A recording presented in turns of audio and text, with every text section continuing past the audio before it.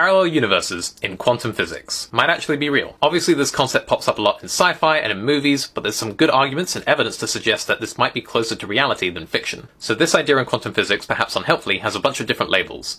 It's most commonly called the many worlds interpretation, but it's also known as the relative state formulation. It's also a type of multiverse theory, but it's also called the Everettian interpretation, and that's because it was invented by a guy called Hugh Everett. Back in 1957, as part of his PhD, he put forward the theory of universal wave function, which sounds pretty cool, and that's because it is. The crux of Everett's theory was this: there is no such thing as wave function collapse, and all possible quantum measurement outcomes are equally real. So let's break down what that means. Unlike almost every other theory of physics, which is deterministic, if you know all the information about a specific system, then the theory will tell you exactly what will happen every single time. Quantum physics is probabilistic, which means that for a given setup, for a given experiment, it can only tell you what is likely to happen, not what will happen. It can tell you exactly what will happen on average, but for a single setup, you've only got probabilities. And that's not because we're missing information or that the theory is incomplete. It seems like at the most fundamental level, the universe works on probabilities. There's an inherent element of randomness at the base of our reality. When we have a quantum system or experiment, we write something called a wave function. And that's basically a piece of maths which we use to work out the possible outcomes of the experiment and the likelihoods of those outcomes. For example, we might have a photon heading towards a piece of glass,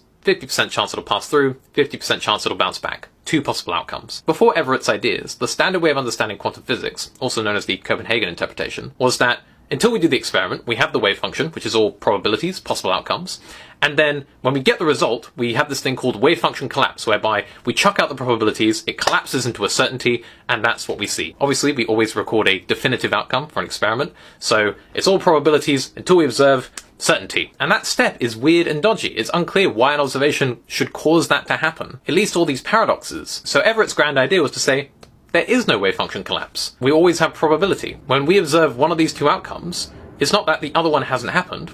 It has happened, but in a parallel universe. When we do an experiment with possible outcomes, the wave function branches off into two modes of reality, one where one outcome was measured and one where the other outcome was measured. But this doesn't just apply to human-directed experiments.